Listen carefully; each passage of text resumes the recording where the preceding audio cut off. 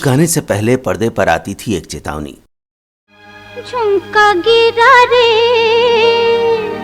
हाय। इस गाने से साधना ने न केवल दर्शकों के दिलो दिमाग पर कब्जा कर लिया, बल्कि ये स्थायी रूप से बरेली शहर की पहचान भी बन गया। झुमका गिरा रे बरेली के बाजार में। ये शायद एकमात्र गाना है जिसमें खोए हुए झुमके की तलाश 54 साल तक चली। या अंगूठी फेंक अपनी या छल्ला दे निशानी। लेकिन क्या आप ये जानते हैं कि इस गाने का अमिताभ बच्चन से भी खास संबंध है? तो फिर क्या हुआ? फिर झुमका गिरा रे। इस गाने में साधना जिस झुमके के गिरने की बात कर रही हैं, वो हकीकत में उनका नहीं था, बल्कि अमिताभ बच्चन की मम्मी का था। बोले झुमका मैं पहना दूं, आजा बाकी छोड़ी। दोस्तों, आज की इस खास पेशकश में हम इस सदाबहार गाने और इस गाने के बहाने मेरा साया फिल्म से जुड़ी दिलचस्प किस्सों की बात करने वाले हैं। तो चलिए शुरू करते हैं गीत संगीत का ये सुरीला सफर।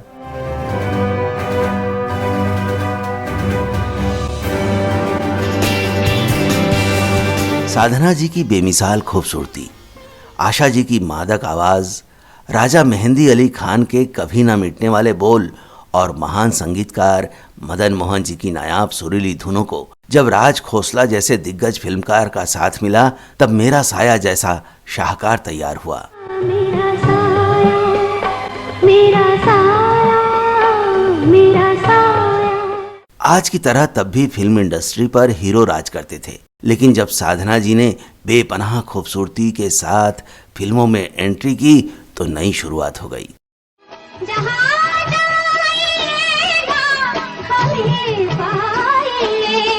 दर्शक उनकी फिल्मों के अलावा उन्हें देखने के लिए भी सिनेमा हॉल आने लगे। उनकी ड्रेस, आंखों में गहरा और तिरछा काजल, कानों की बड़ी बड़ी बालियां और उनका स्पेशल हेयर स्टाइल, सब के सब फैशन स्टेटमेंट बन गए। उनका हेयर स्टाइल साधना कट के नाम से लोकप्रिय हुआ।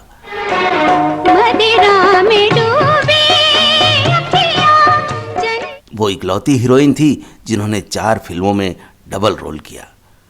मेरा साया साधना के डबल रोल वाली दूसरी फिल्म थी, जबकि राज खोसला के साथ वो कौन थी और अनीता के बाद वो ये तीसरी फिल्म कर रही थी। राज साहिब महिला प्रधान फिल्म बनाते थे।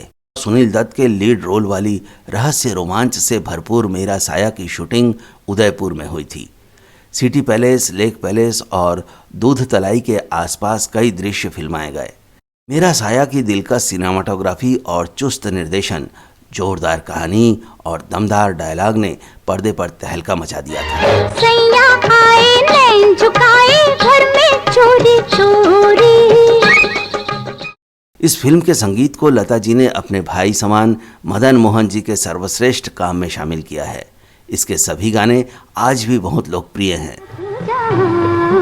जहाँ चलेगा आपके पहलू में आकर रो दिए। फिर झुमका गिरा रे नैनों में बदरा आए। जिस गाने की आज हम बात कर रहे हैं वो तो एक मिसाल ही बन गया है। यह फिल्म वैसे तो 1966 में रिलीज हुई थी, लेकिन इस गाने की शुरुआत 1941 में ही हो गई थी।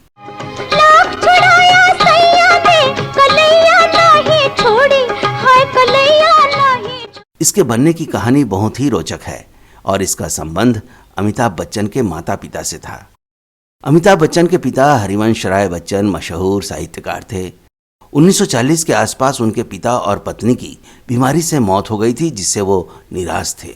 वो अक्सर बरेली में अपने दोस्त से मिलने जाते थे, जहां उन्हीं दिनों पहली बार उनकी मुलाकात तेजी सूरी से हुई। तेजी जी उन दिनों लाहौर के खूबचंद डिग्री कॉलेज में साइकोलॉजी पढ़ाती थीं। उनकी प्रिंसिपल रीमा जौहरी बरेली की ही निवासी थी। तेजी जी की सगाई एक एनआरआई से हो चुकी थी। 31 दिसंबर 1940 को बरेली के प्रसिद्ध वकील रामजी शरण सक्सेना के घर पर पार्टी थी। इस पार्टी में जैसे ही हरिवंश बच्चन साहब ने अपनी कविता सुनाई कि उस नयन में बह सकी कब इस नयन की अश्रुधार, तो तेजी जी भावुक हो गई। दोनों के मन मिले तो उन्होंने वहीं सगाई कर ली। इसके बाद तेजी जी अपने परिवार के पास लाहौर चली गईं और बच्चन साहब इलाहाबाद में शादी की तैयारियां करने लगे। फिर क्या हुआ? गया फिर झुमका गिरा रे। 4 जनवरी 1941 को इलाहाबाद में हरिवंश जी का विवाह रजिस्ट्रेशन कराया गया। ये उस जमाने में बहुत प्रगतिशील बात थी। दुनिया को पता चल गया कि हरिवंश जी और तेजी जी शादी करने वाले हैं। हालांकि उस जमाने में अफेयर सार्वजनिक हो जाना अच्छा नहीं माना जाता था।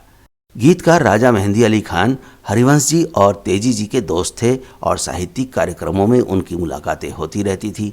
जब एक कार्यक्रम में राजा जी ने तेजी जी से पूछा कि ये सब कब तक चलेगा, तो वो खूबसूरत अंदाज में बोली, मेरा झुमका तो बरेली के बाजार में खो गया है। यानी बरेली में वो अपना दिल हरिवंश जी को दे आई हैं। ये बात राजा मेहंदी अली खान के दिमाग में छप गई। झुमका गिरा रे हाय। जब राज खोसला जी और मदन जी ने उनको गीत लिखने का जिम्मा दिया तो उन्होंने इसी लाइन से ये कालजयी गीत तैयार कर दिया। बरेली के बाजार में झुमका गिरा रे। दरअसल बरेली यूपी का बहुत खास शहर है। वहाँ का बड़ा बाजार मुगलों के ज़माने का है। यहाँ की गलियाँ इतनी तंग हैं कि भीड़ में लोग एक दूसरे से टकराते हुए चलते हैं।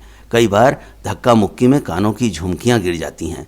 इसी से यहाँ के बाजार में झुमका गिरने की बात फेमस हुई। झुमका गिरा झुमका गिरा झुमका गिरा हाय हाय हाय झुमका। इस गाने में साधना जी ने मस्तानी अदाओं से अद्भुत डांस किया था।